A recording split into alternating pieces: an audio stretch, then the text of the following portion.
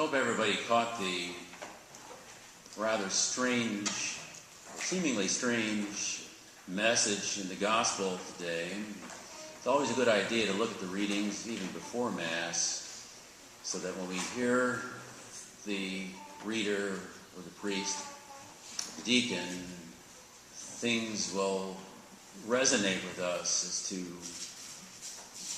what is the Lord talking about today. He talks today about division.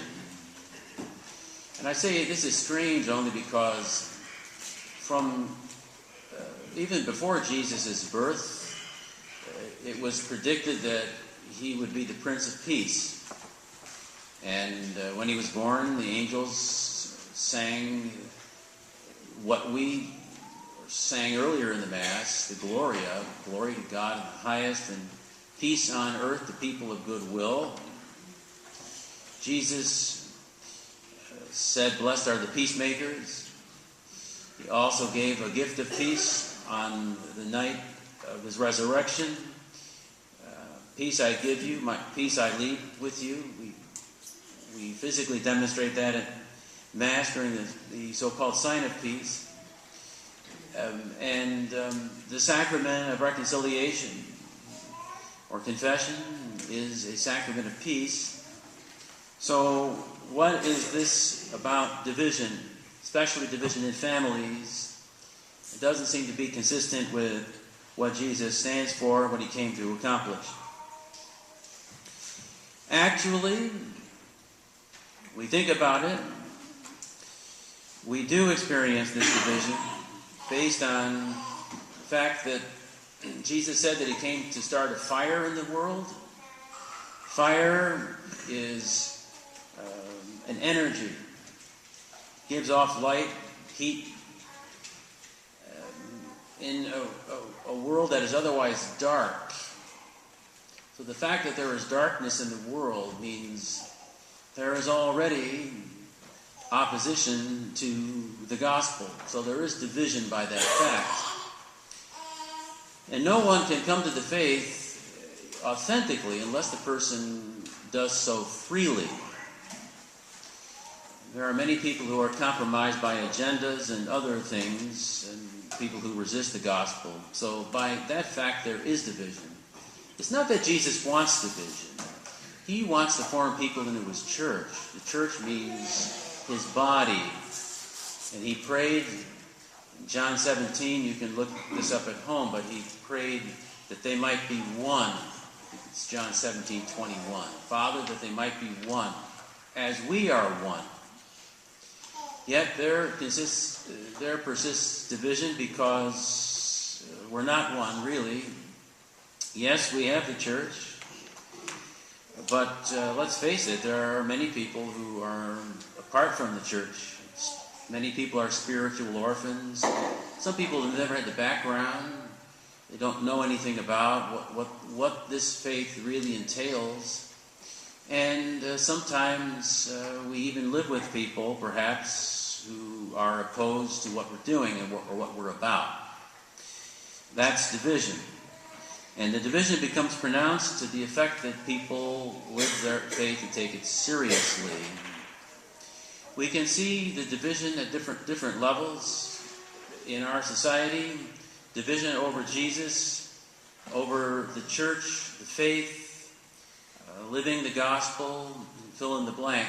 The division is there.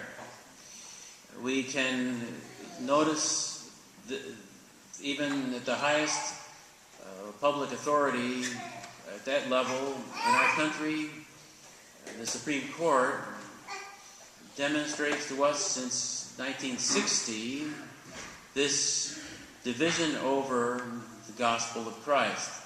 In fact, there is an animus in regards to many government decisions, even today, about what we stand for. 1963, famous case which took the Lord's Prayer and the reading of the Bible based on voluntary participation out of public schools. 1980, the court struck down Kentucky decision that required the posting of the Ten Commandments. Apparently, the state government of Kentucky thought that it would be a good idea for students to know the commandments. Seemed to make sense. The government, the Supreme Court, had other ideas. 1989, court decided that this public display of the Christmas nativity scene in Pittsburgh at the courthouse there was unconstitutional. The nativity scene, of course, pertaining to the birth of Jesus. I don't think the court would have made any decision about a nativity scene connected with anyone else's birth. But Jesus is the big problem for many people and even institutions in our society today. In 1992, the court struck down as unconstitutional officially organized prayers at public school graduations, and then in 2000, organized prayers at football games. Prayer is out. Jesus is out. The commandments are out. All of these things are considered to be undesirable by too many people, some of whom are in power in our country. We can see division over the gospel of Christ even at the family level.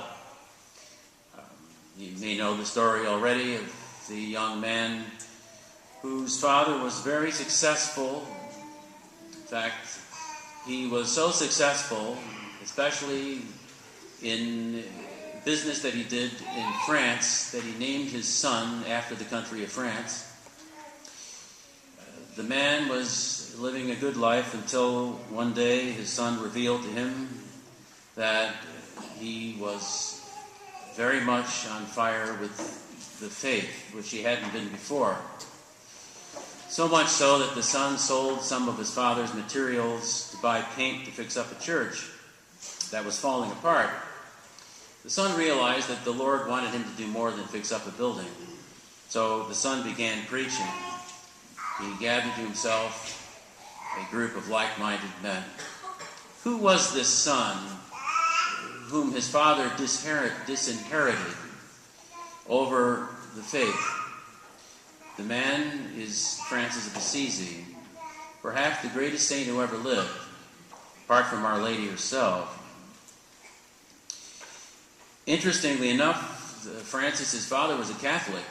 What was the difference between Francis and his father? His father was not on fire with faith. Francis was. So there was a division right off the bat. Earlier in the church's history, there are so many examples of one particular case, a woman taken to prison. She was taken to prison because she was very serious about living her faith, and it was against the government policy of the Roman Empire to practice a religion that was not considered official state religion. The one exception was Judaism, but otherwise you practiced the Christian religion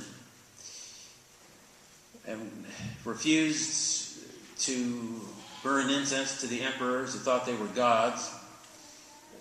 You were subject to arrest, perhaps even worse. Well, one of the people who came to her cell to try to talk her out of her intransigence was her own father. Please, don't you see you have a small child? You'll be ground to teeth by wild animals unless you recant your position. She wouldn't do it. Her name is Perpetua. We remember her in the first Eucharistic prayer.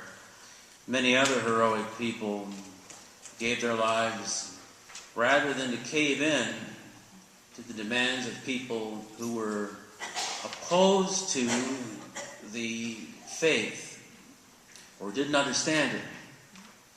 for whom Jesus was a stumbling stone. I remember one time a woman telling me that when her adult children visit her, they give her a certain amount of grief over having religious pictures in her house. Now, mind you, children were raised Catholics. I've been to the house. It's hardly a third-class shrine, I can tell you. I mean, she has a couple of religious pictures, but why would someone be so upset about a religious picture?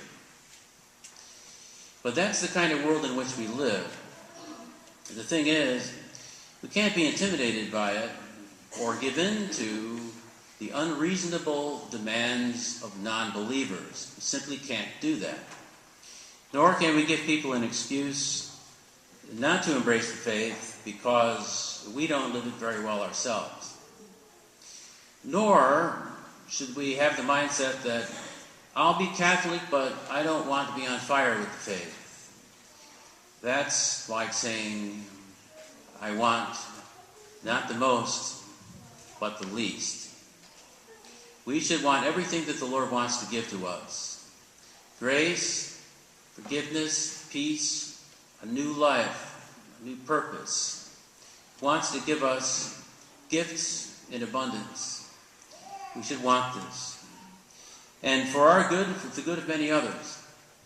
We can't set the world on fire if we're not on fire ourselves. We have to be on fire. If we're not on fire, we need to come to the Lord, renew our efforts to live our faith, to take it very seriously, to do spiritual reading, go to confession on a regular basis, to have people who are like-minded. If all of our friends are non-believers, and I'm not suggesting we don't fraternize with non-believers, I mean, we should. But if any friends who are ardent Catholics and supporters of the faith and so forth, it's going to have a negative influence on us. The old thing about falling to the lowest common denominator or being diluted, putting food coloring in water at Lake Erie doesn't really amount to much. The lake is too big. We have to be people who understand our own limitations. We need the support of others. We need the church. We need constant help and maintenance.